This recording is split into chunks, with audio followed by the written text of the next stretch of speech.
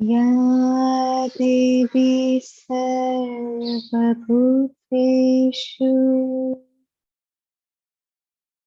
शक्तिरूपेण संस्थिता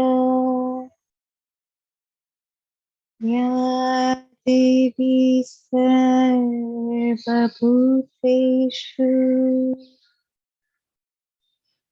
शान्तिरूपेण संस्थिता या देवी सर्वभूतेषु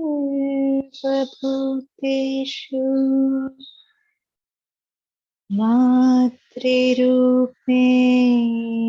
संस्थिता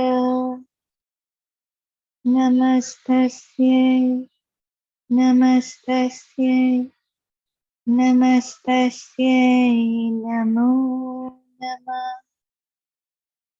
ॐ नमो नमः मीराम्बिकाय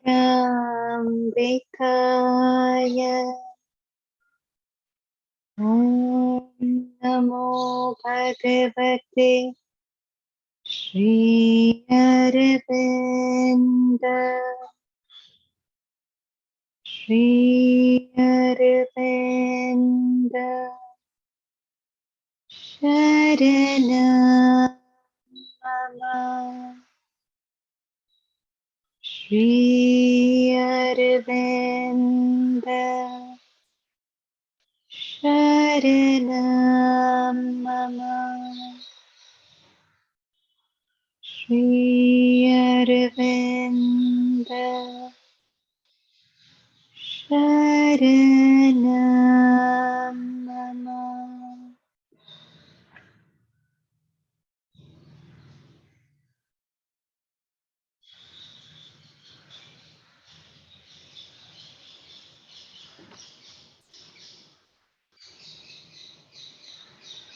So, as you know, I had asked all of you some weeks ago that if you have managed to live anything from our talks in Savitri, I'd like you to share. So, Param shared with us very meaningfully some weeks ago, and today Jasmine would like to share. So, Jasmine, would you turn on your video and you can go?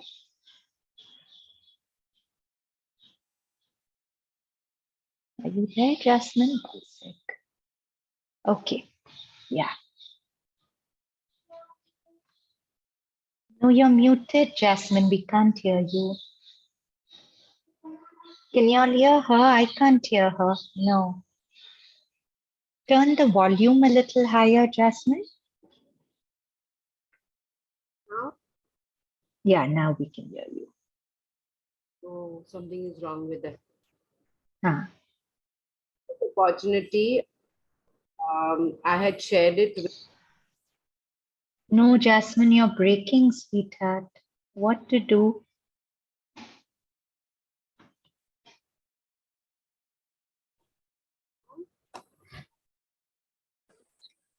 Log off and log in again. Do that. I'll do that. No, and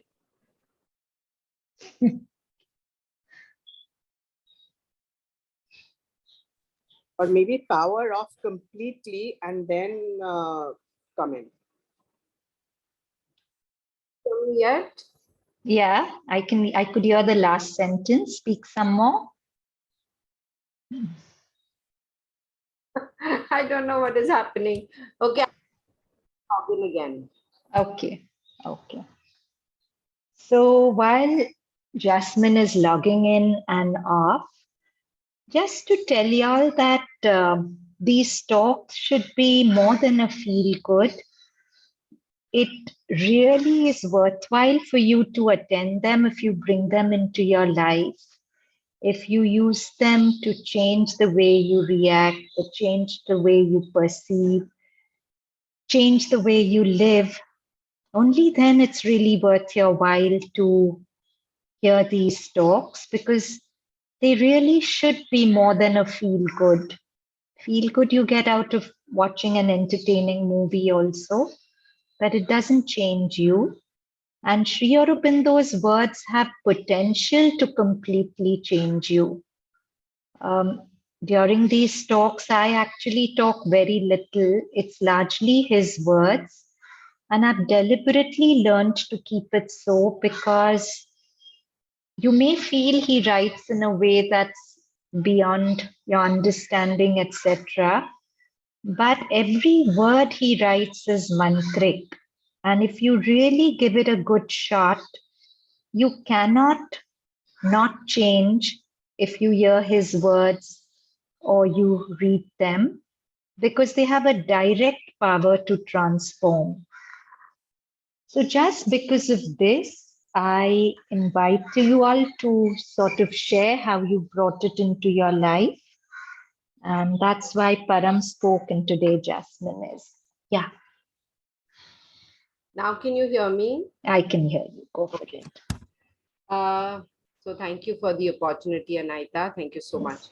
So I will quickly go through this. I was looking for a house in Pune for investment, and we were making a couple of visits. This was a visit which we made in December, and me and my husband drove down there, and it was our first day, probably the first visit actually. And we in Mumbai follow the traffic rules very strictly, and so we were doing the same in Pune. And we wanted to take a right turn at one particular street, and my husband gave the right signal, and he took his hand out and he slowed down, and as soon as he was taking that turn, there comes a scooty. A young boy, he just came and he came very close to the driver's side and bumped into the front of the car and broke the whole bumper, and the bumper was on the floor and he had fallen off ahead. My husband is very, very particular about his car. When he stopped the car immediately and he got out, I was so scared that he will, because of his passion and love for his car, he might go and get really angry. So immediately started chanting mother's name and says, Ma, Ma, Ma, Ma, Ma, continuously. And I was shivering actually because he is so passionate about his car that he's not still given me this car to drive. And he thinks that I'm going to bang into something. So besides that, he came out and then he went to that person ahead, and this guy was very scared, I'm sure, because he knew it was his mistake. But to defend himself, he says, what are you doing? I got hurt. And he got up instantly. He had got very little hurt on his knee. And my husband was like, I'm giving you the signal. Can you not see the signal? Why did you come from the right side? When you can see such a big car coming. And of course, that guy was, surrounded with lots of local people around. So one gentleman comes from somewhere, a Parsi gentleman, very, very sweet person, I would say. And he comes and stands next to my husband and says, are you from the services? And my husband says, no, I'm not, but I'm very upset about my car. And he says, sir, just leave from here. And he came towards our car. My husband is carrying the whole bumper to put it in the car back seat. I said, you're telling us to go, but we need to get the car, the bumper in place. So he's saying, but you leave from here immediately. And I said, thank you, but can you please tell us where to get this fixed? And he says, oh, I'm sending you the number. And he took my husband's WhatsApp number, and he sent him the number of the mechanic. And we were there like in 10 minutes. It was very close by. And we got it fixed in another next one whole hour. And the car was completely as new.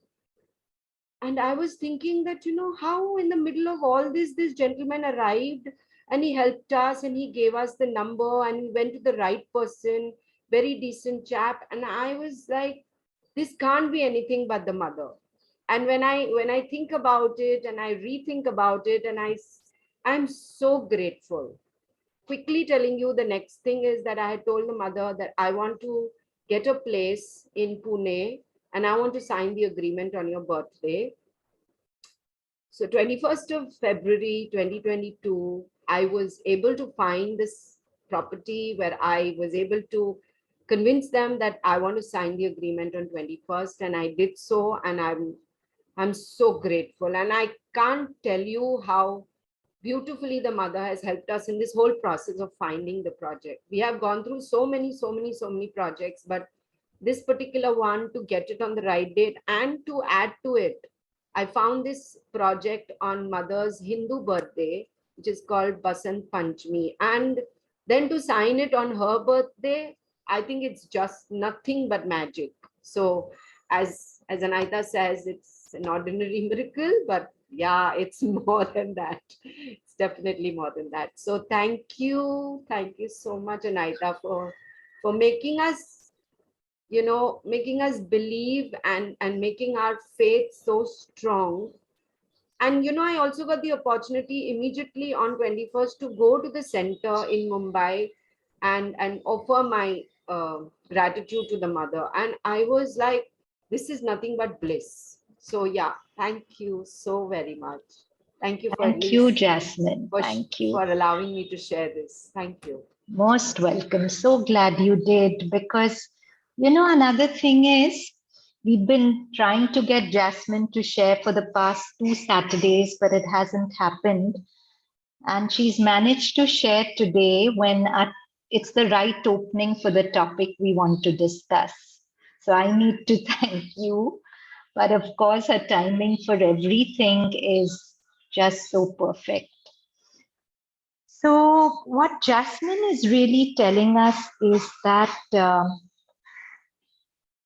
we just need to bring mother into the equation of any difficult moment, and the moment is not so difficult. But also, how do we bring her into the moment is the question. From what space? Is it just mechanically calling her, but going on willfully doing what my mind says? What is it really to call her into a difficult moment or a difficult situation? Let's explore that a little more. So we are going to begin with a story called Everything, and that's also the title of our talk today, a true story. I was one of a congregation that overflowed the church. We were there to hear Jampolsky and others, all very special speakers. The music was beautiful, the feeling vibrant, and I was serenely happy to be there. The contribution basket was passed around, and I thought, how much should I put in? I had received much. Now, how much should I contribute? As I usually do when I'm not certain of the answer, and often when I am, I referred the matter to the Holy Spirit. Holy friend, how much should I give? Everything, came the quiet answer in my mind. I was startled. You're kidding, I said. I had just cashed a fair-sized check and the money was in my wallet. Look, I was thinking in terms of $2 or $5. Everything, said the quiet voice. I opened my wallet and looked. 20s, 10s, 5s. My walking around money for the next 2 weeks? You're sure? All of it? After all, how could I be sure this was the voice of the Holy Spirit? It could be the voice of ego, of past guilt, of group vibrations, anything, everything. And I knew I had to go with it. I had always trusted the voice completely. Not to trust it now meant that I might not trust it for a very long time. There is no such thing as trusting, kind of. You trust or you don't. So I swallowed hard and reached in my wallet, took out the whole wad and dropped it in the basket. After all, I thought wryly, there are still a few coins in the coin purse if I need to feed a parking meter. I said, everything. You really don't let up, I thought as I emptied the few small coins in the basket. And the most incredible feeling of inner peace and love flooded my heart as the basket passed on. Now I understood that the 20s, the 10s, would have been meaningless without the last few coins. And that lesson had nothing at all to do with the money. It was commitment, total commitment. I could travel light years towards my goal, but if I stopped an inch short of it, all the miles would be useless. That is the gift that was given to me. It may seem on the face of it that the exchange was totally unequal. Spiritual awareness in exchange for some dollars, but I think otherwise. To give the Holy Spirit an instant, the holy instant of absolute trust and commitment is the gift he asks for. It is a great and worthy gift, and it is what I had to give. That his gifts to me are so much more greater doesn't matter. They are what he has to give.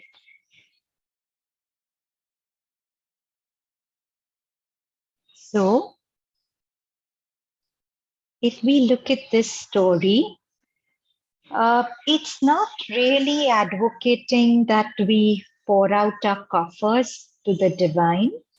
Of course, that of the inner voice says, it's talking about something more fundamental. When it says everything, it's about having the faith and total commitment in that faith that everything in my life is in his charge. He's doing the best he can for me. And through every movement of life, every moment of life, I'm only going to a better place. Now, most of us have attended many talks, have heard a lot, have done many retreats, and we may feel that, yeah, my faith is total.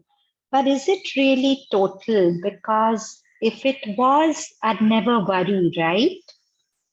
Because fear is absence of faith, anxiety is absence of faith, defensiveness is absence of faith. So if I may have faith in some pockets of my being, but other matters I feel I have to take into my hand. If I don't take it into my hand, something bad will happen. So it's not everything, right? It's a sort of faith that he talks about. So let's just shut our eyes for a moment. Remember the story. Also remember that despite all our smallnesses, our doubts, how something out there has always had our back. And now again, when I'm facing something which makes me doubt the outcome, let me remember that something out there still has my back. Go into the story, become part of it. That basket is coming around, asking not for money, but for you to place everything that you're worried about into it without holding back anything, without feeling, no, this is mine to take care of. I won't give it away. Just let it go. Just see yourself dropping that. You could even imagine mother coming around with that basket and you drop whatever you're worried about or carrying as a burden into that basket, every bit of it. Keep hearing her voice saying everything, everything. Will you really let go and drop everything into that basket? It's yours,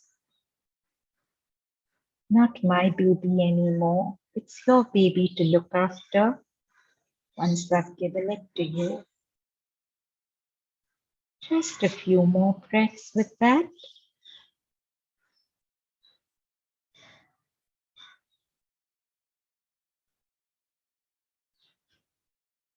Really will giving away the fear, the self-preservativeness, the feeling of I have to control this, otherwise something wrong will happen. Keep hearing that voice saying everything as you let go, as you drop everything into the basket.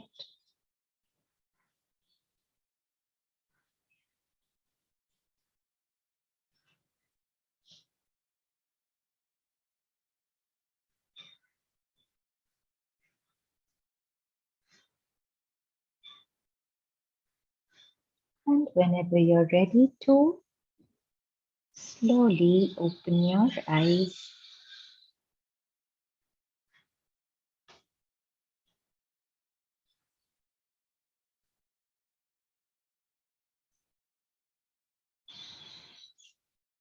Now let's continue.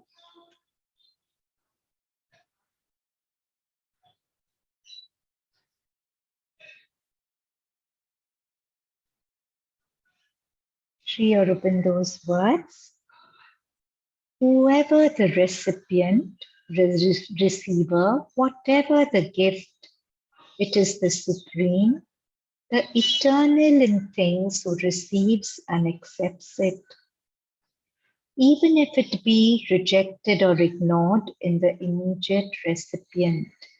So very often we feel I give so much, but I'm never appreciated. So Sri Aurobindo says, don't give to your friend or husband or spouse or parent. See them all as an embodiment of the mother of the divine and give to the mother in them. And the mother in them will always accept it, even if the immediate recipient, the form of the person seems to be unappreciated.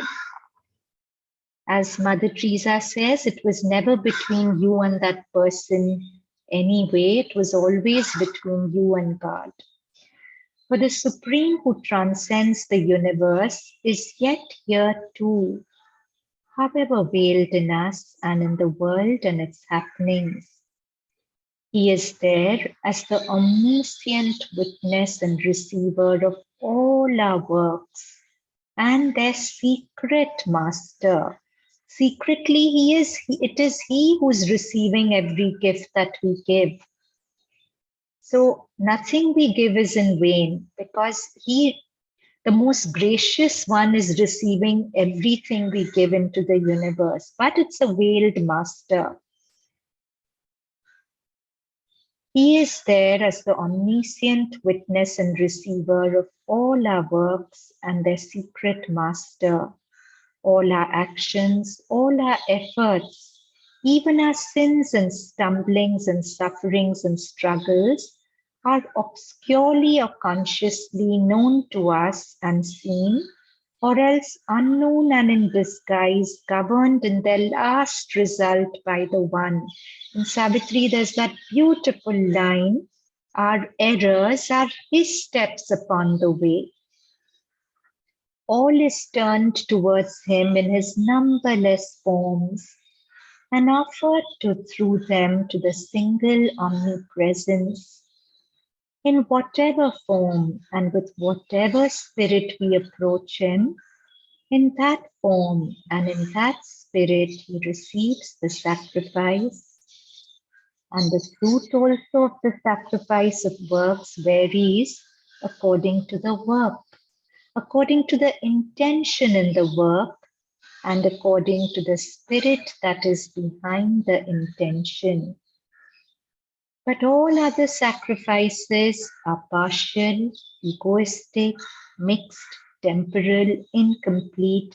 Even those offered to the highest powers and principles keep this character. The result too is partial, limited, temporal, mixed in its reaction, effective only for a minor or intermediate purpose. So Mother explains this. Somewhere she says, that finally it's your consciousness which is your protection, and it's your consciousness that determines the outcome of everything. She gives an example that suppose you're going to have an accident and you can see that accident coming, or something unhappy coming towards you in life.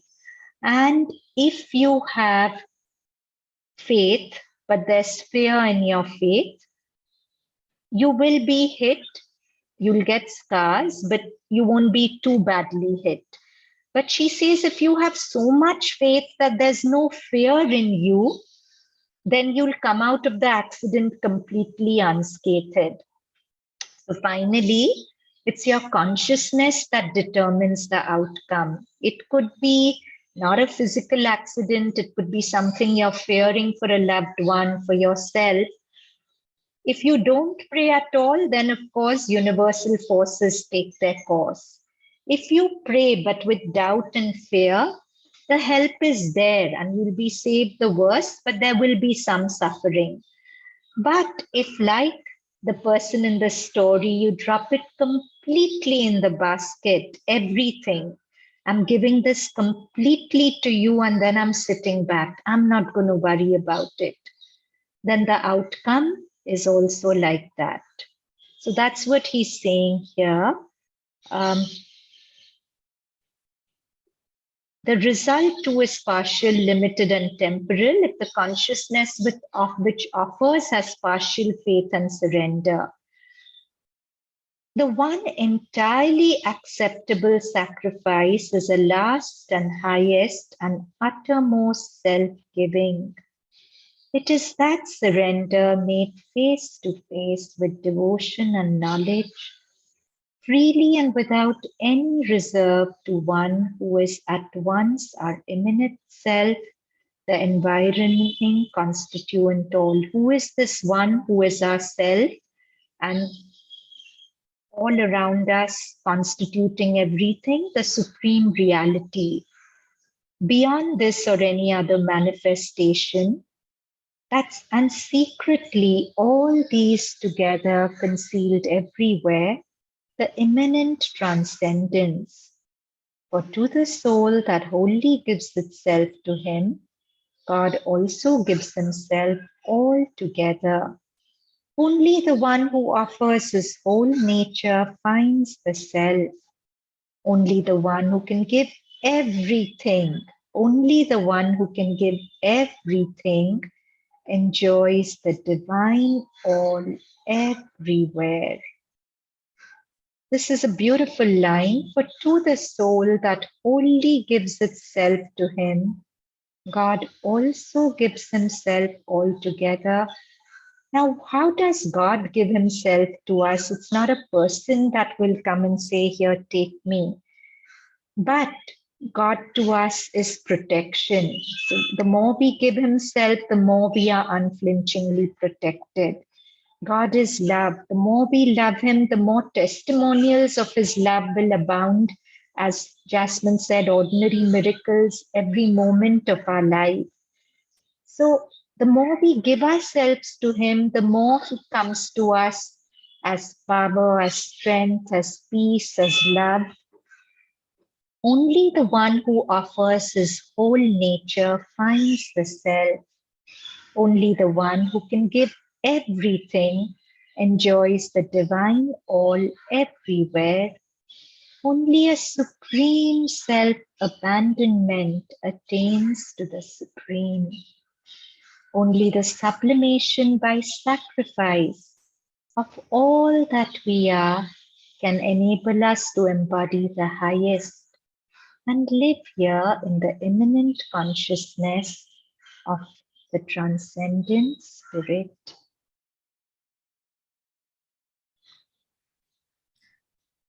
Ma'am?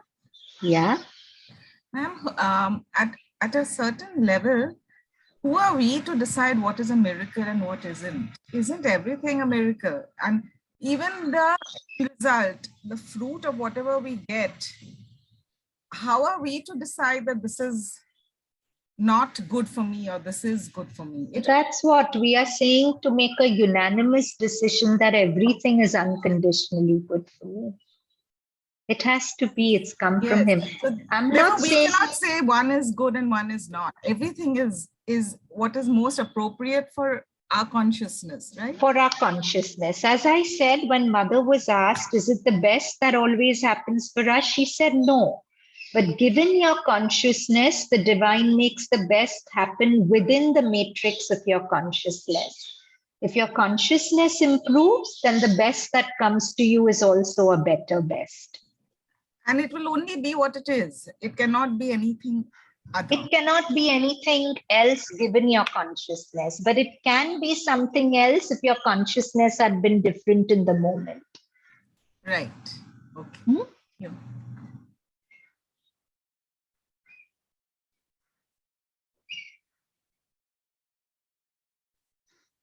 So this is a lovely poem. It's called The Mixed Offering.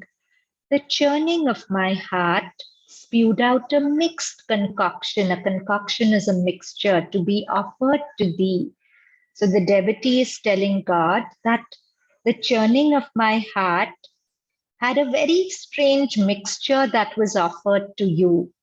It was spiked with the gin of earthly desires, darkened by the doubts of the rational mind. So this mixture I offered to you, it had doubts, it had desires with icy bits of fear thrown in. It was a strange mix indeed. And yet, if I dared to offer it to you, it was because I knew of your weakness for the one redeeming ingredient it contained, the love that absolved, that sort of forgave or made good for all the imperfections of the dubious. Dubious is questionable chalice. Chalice is a cup. So the devotee saying, I offered you a cup, metaphorically, contained a strange mixture of desire, doubt, fear, and I myself didn't like the quality of the offering. But if I dared offered it to you, because I was sure of one thing, there was love for you. Whatever else I am, I know I love you, and that gave me the right to give it to you because I know you have a weakness for that one redeeming ingredient, love. So somewhere Sri Aurobindo writes, not somewhere, in Savitri he writes, love is man's lien. Lien is right on the absolute. If we just love God, whatever our misgivings, whatever, however terrible we think we are, we have a right to Him, and we have a right to call Him, to offer Him, and give Him whatever we can. So Sri Aurobindo again says, for love is the delight of conscious union with a being in whom we live. Now, who are we loving? Not some form figure out there. It's a presence which is everywhere. It's like we are living in a sea of God. But the fish doesn't know that it is the sea. But when the fish knows that it is made up of the same water as the ocean of God it lives in, that knowing becomes love. For love is the delight of conscious union with the being in whom we live, act, and move, by whom we exist, for whom alone we learn in the end, after we have overcome our self-will and ego, to act and to be. So these are beautiful lines from Savitri. Vijal has put this lovely picture of a flower which mother calls self-giving. She used to give names to all the flowers. So it's this passage is where Savitri is going closer and closer to her soul, and the natural state of her soul is this self-giving. I don't know if anywhere in this passage the word love is mentioned. I think it's not. But the whole passage beautifully describes the state of love. An innocent and holy ignorance, adored like one who worships formless God, the unseen light, she could not claim nor own. So when she's going into herself, all forms, all names are falling away, and she knows that with her mind she can never know God. So it's an innocent and holy ignorance. It doesn't claim to know anything. It's an ignorance that doesn't know what it's adoring, but it's just adores. An innocent and holy ignorance, adored like one who worships formless God, the unseen light she could not claim nor own. In a simple purity of emptiness, her mind knelt down before the unknowable, empty of any urge to understand. We did this last Savitri class, that one of the greatest practices we can have is to give up trying to understand, because with our mind, we'll never understand this play of God. So, in a simple purity of emptiness, her mind knelt down before the unknowable. We also said that when we give up trying to understand, we also give up trying to judge. And in the absence of judgment, love arises. Wherever there's judgment, to that extent, there's no love. Her mind knelt down before the unknowable. All was abolished save her naked self and the prostrate yearning of her surrendered heart. Her heart was surrendered. There was nothing in her mind. No, I want this. No, I want that. And so there was no thought except prostrate. Prostrate is lying down, supine, surrendered. There was no strength in her, no pride of force. The lofty burning of desire had sunk.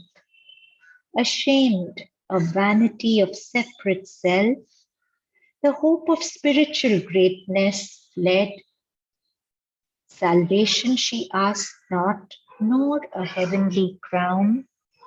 Humility seemed now too proud a state. Can you imagine? In that state, what we human beings call humility or humbleness, even that seemed too proud a state. Herself was nothing. God alone was all. Yet God she knew not, but only knew he was. This, to my mind, sums up love. To not claim to know your object of love, but to just love it anyway.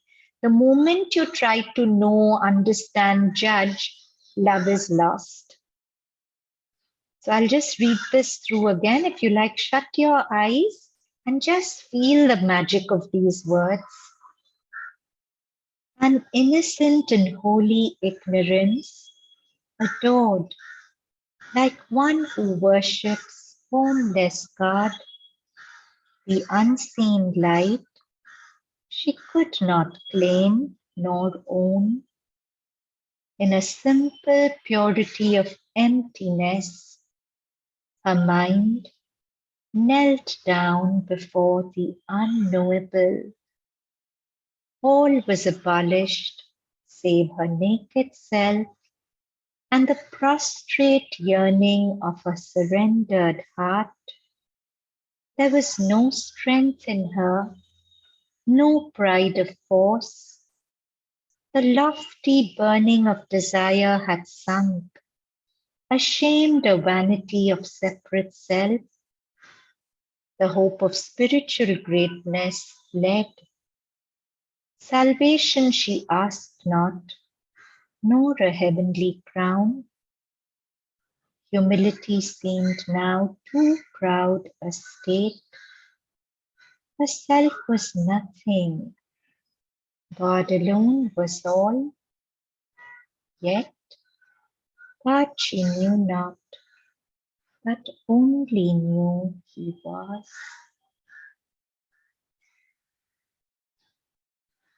Open your eyes, look at that beautiful flower, entire self-giving.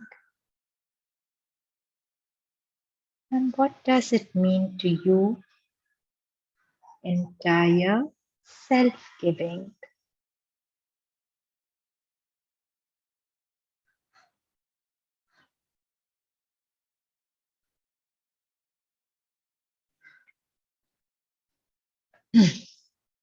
Love leads us from the suffering of division into the bliss of perfect union, but without losing that joy of the act of union, which is the soul's greatest discovery, and for which the life of the cosmos is a long preparation.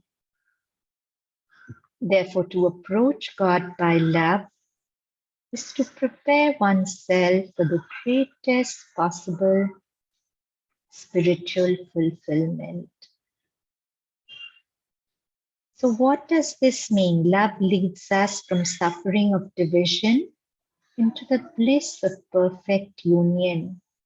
In other words, where there is love, there is bliss. Where there's the opposite of love, division, there is suffering.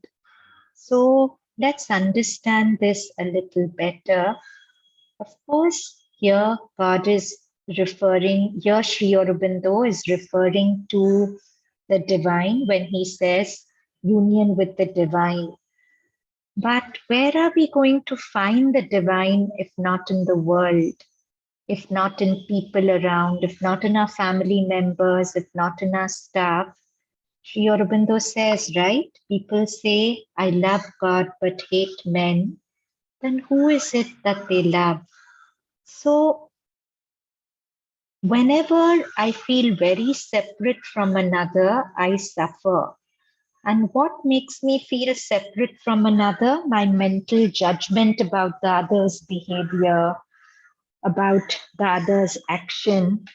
But if I can just remember that all is God, that actually nobody functions by their own will. We did this in a Savitri class about the secret will, where every human being and however they behave, they are executing the secret will, of course, distorted by their human consciousness and human ignorance, but somewhere they are always executing the divine will.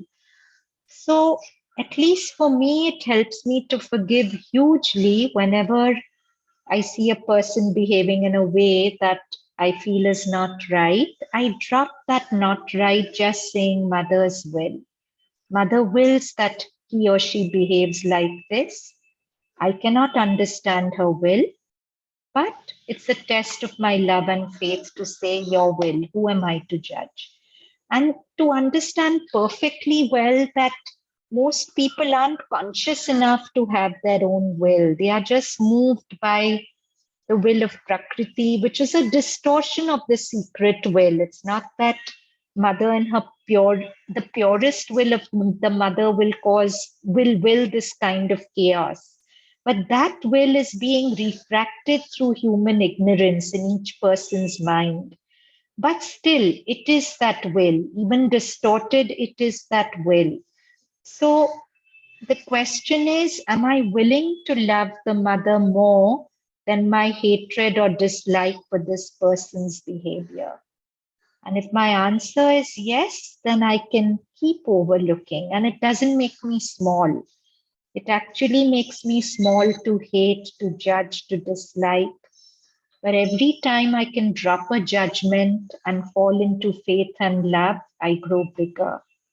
It's not about being small or a doormat at all, because actually, when you fall into that kind of space, you don't have to do much. Things naturally correct themselves because, as I said, consciousness is your greatest protection, and the same consciousness, if imbalance, can be your greatest undoing.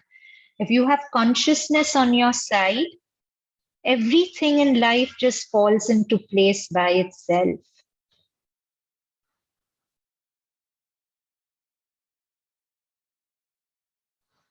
So whenever I'm disliking the behavior of someone, the challenge to me is my dislike for this behavior more, or is my love for the mother more? And if the answer is my love for the mother is more, then I'm not going to let this dislike pollute this temple, me, my mind, which I want to create. It may not be a temple for her yet because I haven't consecrated it enough, but it's my aim to make my mind her temple. How can I pollute this temple with a thought of dislike, hate, distance? And immediately that will go away. Secondly, to know that this person I'm feeling so separate from, so judgmental about, secretly is an extension of myself.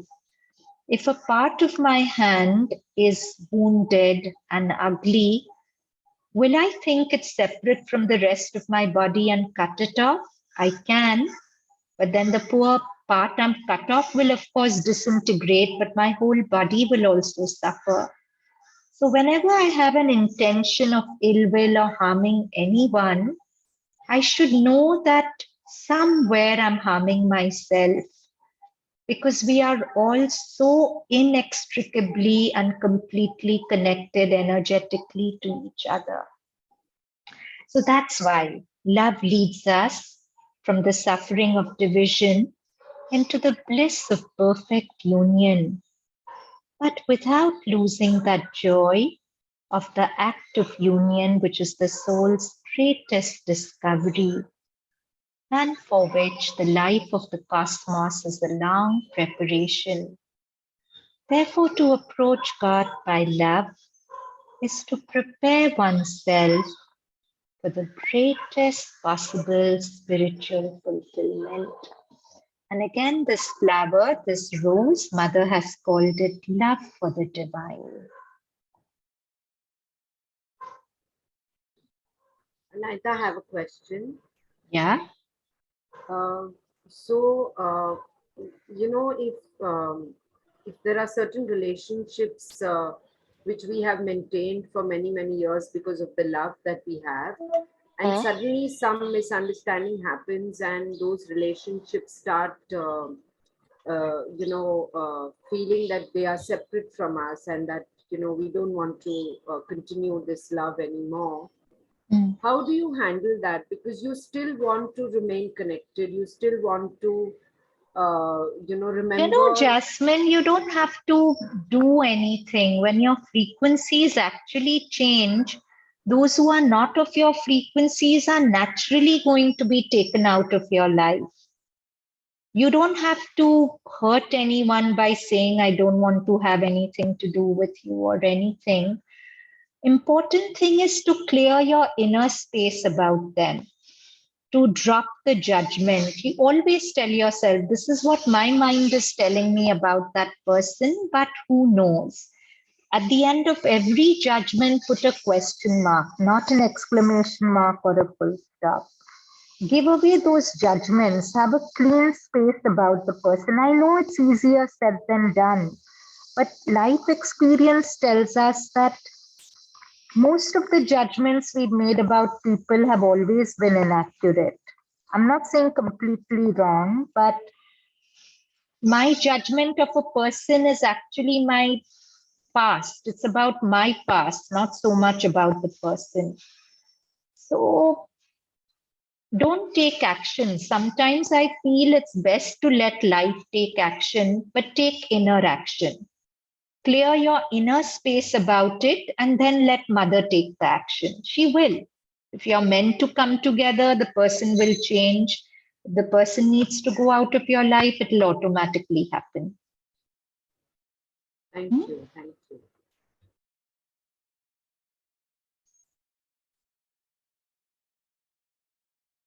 So this is a very lovely poem by Sri Aurobindo, Surrender. It's a sonnet. O thou, of whom I am the instrument, O secret spirit and nature housed in me, let all my mortal being now be blent in thy still glory of divinity. So, a large chunk of the yoga and the Gita is about becoming the nimitta, the instrument, about living with the sense that there's no person here. I'm just an instrument of God. And each of us is. There's no ego in it. All creation is an instrument of God. O thou of whom I am the instrument. O secret spirit and nature housed in me. Last time we did that Sri Aurobindo says that if I feel I'm made up of an inside and the outside, everything I am inside is the spirit. Everything I'm on the outside is Prakriti or nature. So if both inside and outside are taken up by spirit and nature, where's the place for ego? Ego is just an imagination. The sense of a separate I is just something my mind has created in its ignorance. So, O secret spirit and nature housed in me, let all my mortal being now be blent in thy still glory of divinity.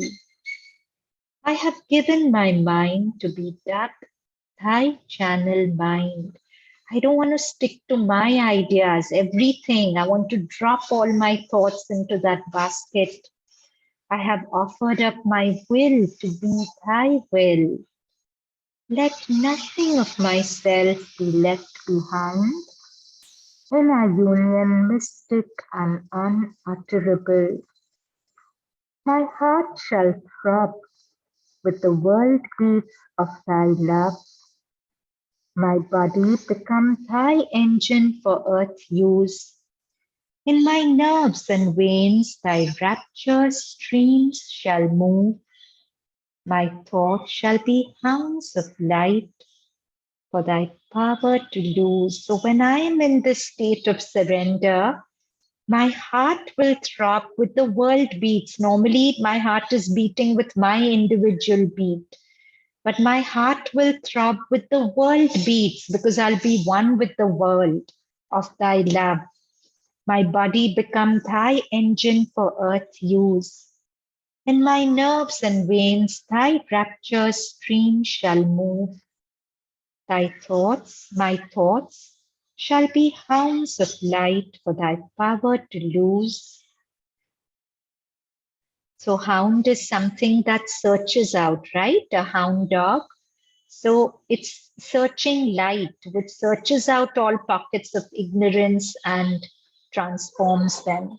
My thought shall be hounds of light for thy power to lose.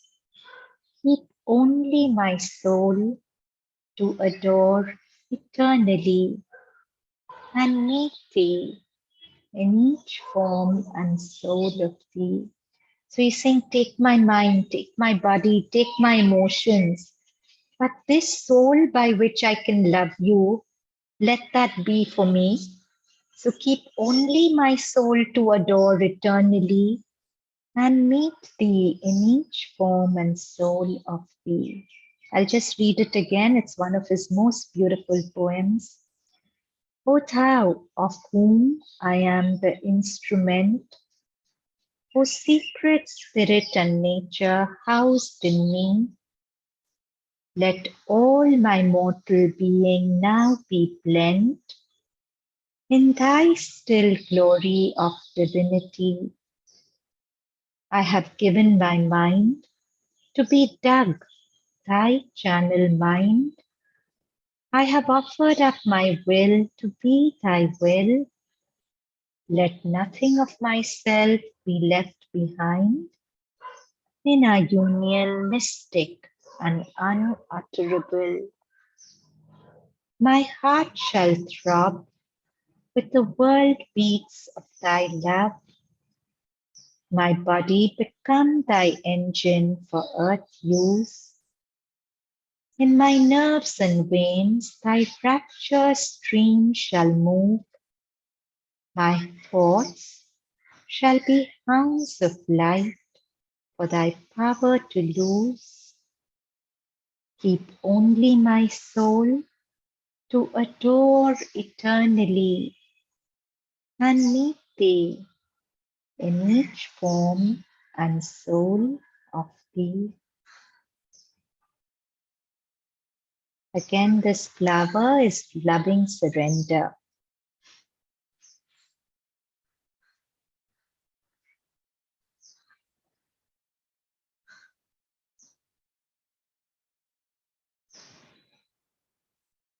So this is another passage from Savitri where it's describing Ashwapati, Savitri's father, how this surrender happens in him. It's about that. Even while he stood on being's naked edge, and all the passion and seeking of his soul faced their extinction in some featureless vast, the presence he yearned for suddenly drew close. Across the silence of the ultimate calm, out of a marvelous transcendence poured, a body of wonder and translucency, as if a sweet mystic summary of herself escaping into the original bliss had come enlarged out of eternity. Someone came, infinite and absolute, a being of wisdom, power, and delight. So while Ashwapati is standing on his being's naked edge, naked of thought, naked of ignorance, and all the passion and seeking of his soul, earlier we read for Savitri, that was Savitri finding her soul. This is in a way Ashwapati's journey. So it was said, all was abolished except her naked self and the prostrate yearning of her surrendered heart. Here it's something similar. He stood on his being's naked edge, and all the passion and seeking of his soul faced their extinction in some featureless vast. Earlier we read the lofty burning of desire in Savitri was abolished before she found her soul. Here also, and all the passion and seeking of his soul faced their extinction in some featureless vast. The presence he yearned for suddenly drew close. The mother's presence suddenly drew close across the silence of the ultimate calm. So first there was peace, and then that peace was stirred with her presence. Out of a marvelous transcendence core, she is the one who transcends, but out of that transcendence core, something manifests. What manifests? A body of wonder and translucency, as if a sweet mystic summary of herself escaping into the original bliss had come enlarged out of eternity. She is eternity, but as if to make herself visible to us, she had made a summary of herself in the body. The body was a summary of the infinite, so that we could communicate with her. As if a sweet mystic summary of herself, escaping into the original bliss, had come enlarged out of eternity. Someone came, infinite, absolute, a being of wisdom, power, and delight, even as a mother draws her child to her arms, took to her breast nature and world and soul, abolishing the signless emptiness, breaking the vacancy and voiceless hush, piercing the limitless unknowable into the liberty of the motionless depths. A beautiful and felicitous, full of happiness, luster, shine, stole. The power, the light, the bliss no word can speak, imaged itself in a surprising beam and built a golden passage to his heart, touching through him all longing sentient things. This is so beautiful. The way we are in our madness, in our human dysfunction, seldom do we celebrate anything beautiful happening to someone other than us and our family. But any spiritual light that touches even one heart, everyone on earth profits by it.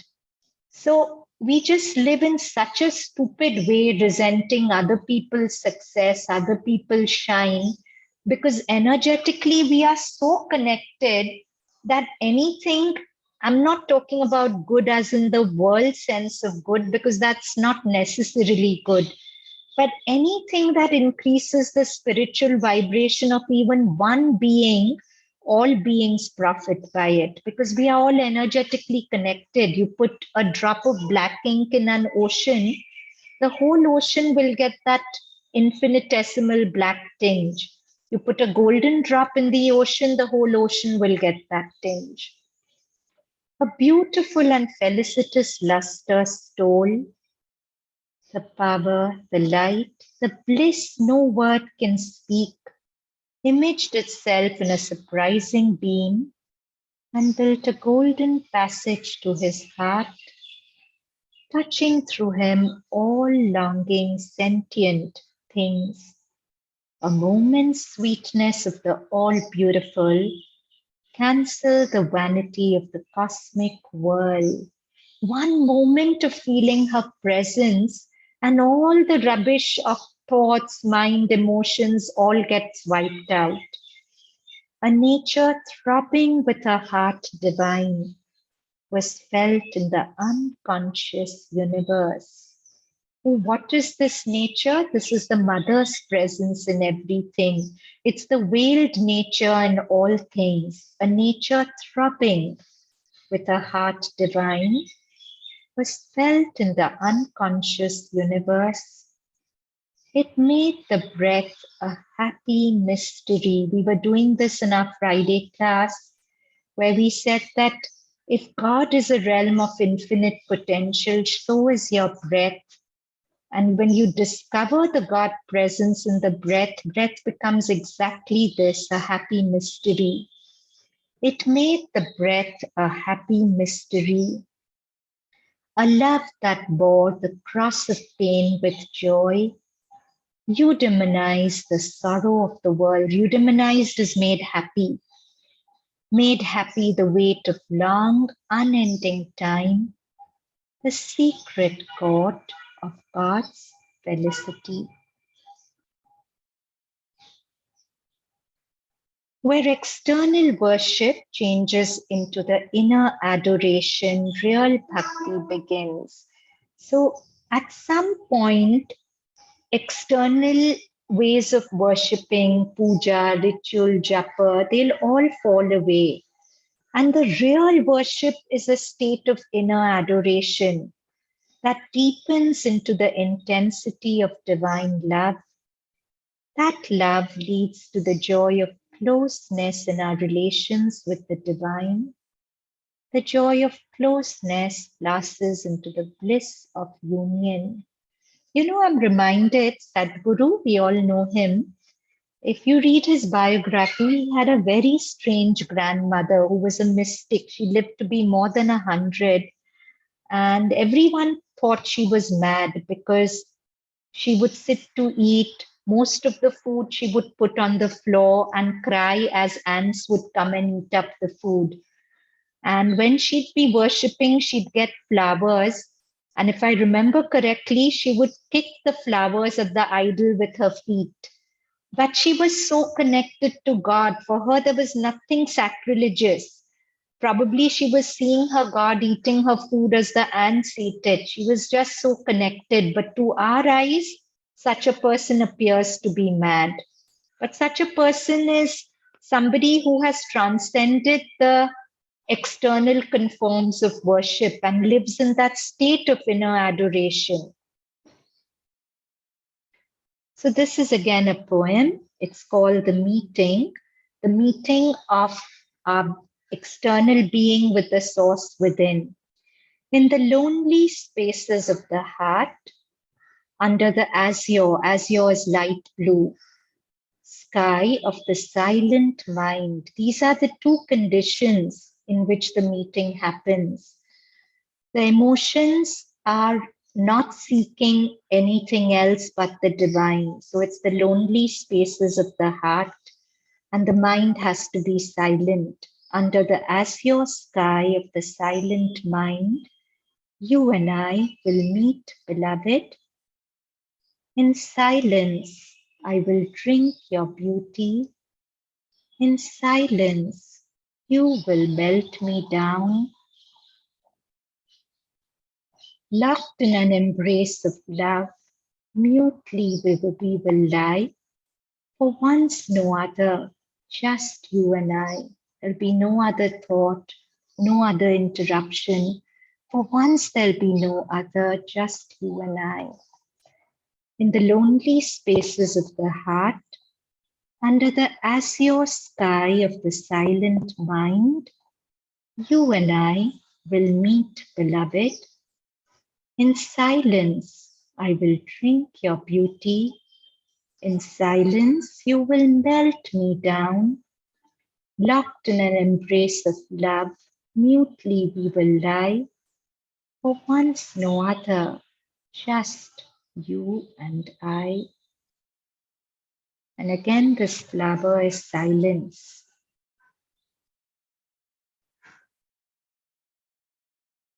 So this is the last passage from Savitri. Again, it's talking about Ashwapati's going deeper and deeper into the mother's presence. A vast surrender was his only strength. In that surrendered state, there is no self-will, no ego, no strength of the vital. The only strength you have is your surrender. A vast surrender was his only strength. A power that lives upon the heights must act, bring into life's close room the immortal's air. The way we live with all our windows and doors close to happiness and sunshine. That's life's closed room. But when the power upon the heights acts, it brings the immortal's air. It forces that immortal's air into the closed room of consciousness we live in and fill the finite with the infinite. But when will this happen? When all that denies must be torn out and slain, all that denies my surrender, my love, my reaching out for God must be torn out and slain, and crushed the many longings for whose sake we lose the one for whom our lives are made. I have a longing for this. I need to control that. And I'm not willing to give up that surrender give up that control to the divine. And because of this need for control, one of the causes, I lose the one for whom my life is made. Now, other claims, other things that tug at his attention in Ashwapati had hushed in him their cry. Only he longed to draw her presence and power into his heart and mind and breathing frame. Only he yearned to call forever down a healing touch of love and truth and joy. So now there was no other desire left in him. He only yearned to call forever down a healing touch of love and truth and joy into the darkness of the suffering world. His soul was freed and given to her alone. We'll read this through without explanation. A vast surrender was his only strength. A power that lives upon the heights must act, bring into life's closed room the immortal's air, and fill the finite with the infinite. All that denies must be torn out and slain, and crushed the many longings for whose sake we lose the one for whom our lives were made. Now other claims had hushed in him their cry. Only he longed to draw her presence and power into his heart and mind and breathing frame. Only he yearned to call forever down a healing touch of love and truth and joy into the darkness of the suffering world. His soul was freed and given to her alone.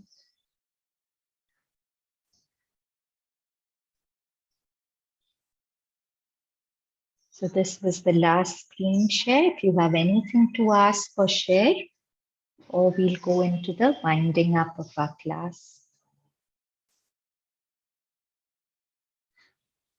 Anything at all? Okay. So then just shut your eyes and pay careful attention to what I'm saying, because this is the part where we discuss how we can bring the class into our life, how it remains not just a feel good, but something life-changing and life-giving.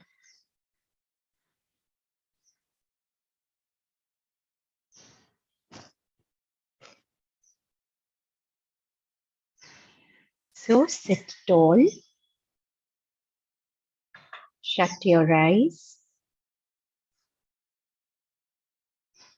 recollect the story we discussed about the person who visited the church and who was feeling so grateful to God that when a basket came around for donations and offerings, he didn't know how much to offer, but he heard a voice inside him saying everything, and he just received a paycheck and he hesitated to give away all that he would live on for the next 2 weeks.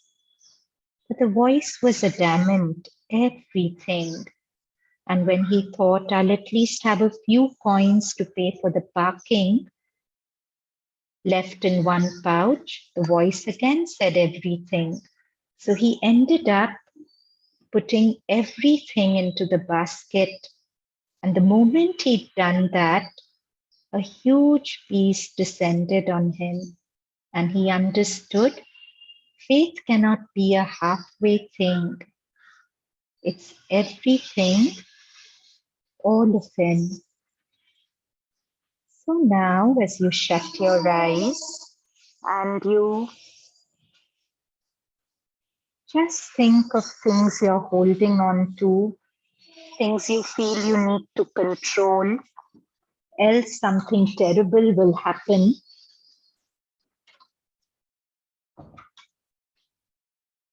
See if you can drop all those things into Mother's outstretched hand, as if she's asking you, give me control. Will you trust me and love me enough to give me control of this? And giving me control means that here onwards, you will not think about it, not fret, not worry about it. Even if the worry comes, you'll tell yourself, I've given this into the mother's hand. What kind of child of the mother am I if I take back from her what I've already given her? And you just keep surrendering, letting go of the control into her hand. And as you deepen into surrender, you'll also deepen into love, because Sri Aurobindo says, the one who gives himself completely to God, God also gives himself completely to him. How does God give himself completely to such a one? The being of God is power of protection.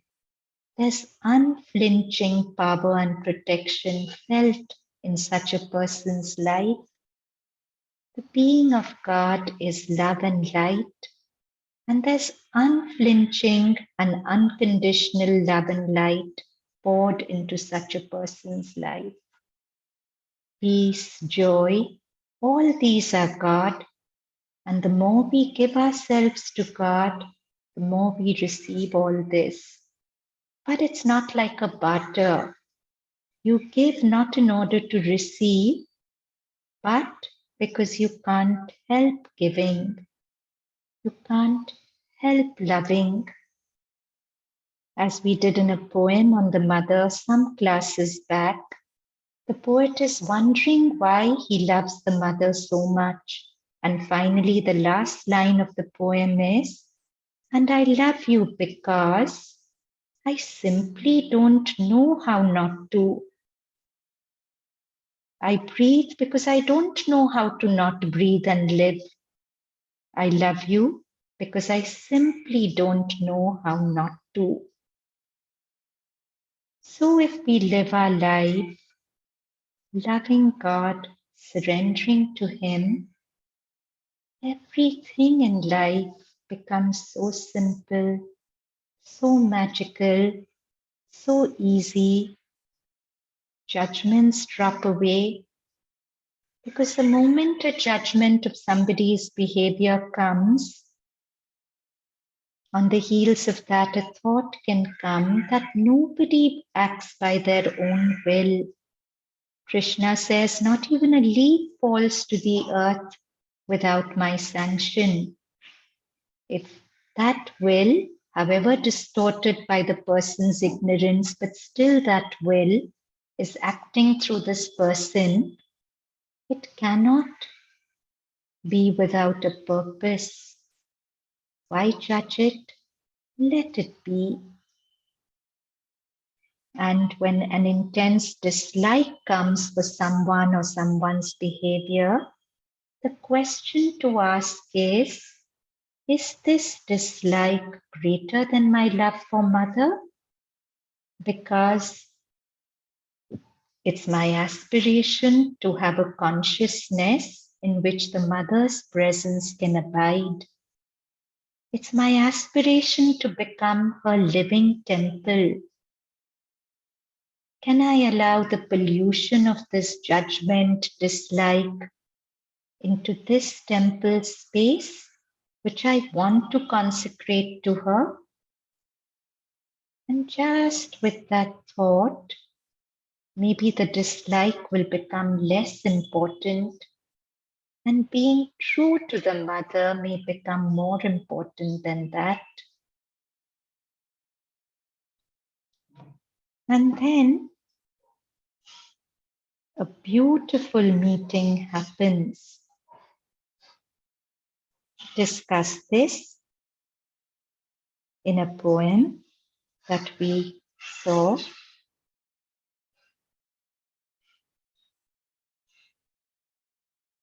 In the lonely spaces of the heart, under the azure sky of the silent mind, you and I will meet, beloved. In silence, I will drink your beauty. In silence, you will melt me down. Locked in an embrace of love, mutely we will lie. For once no other, just you and I.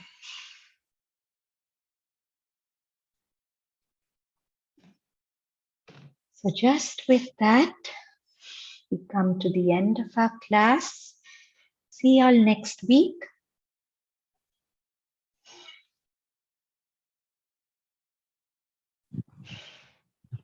So much. Most welcome. Thank you, Anahita. Thank you. Most Thank you, welcome. Anahita. Most Thank you. welcome. Most Thank you welcome. very much, Anahita. Most welcome. Thank you, Nata. Thank you very much. Most welcome.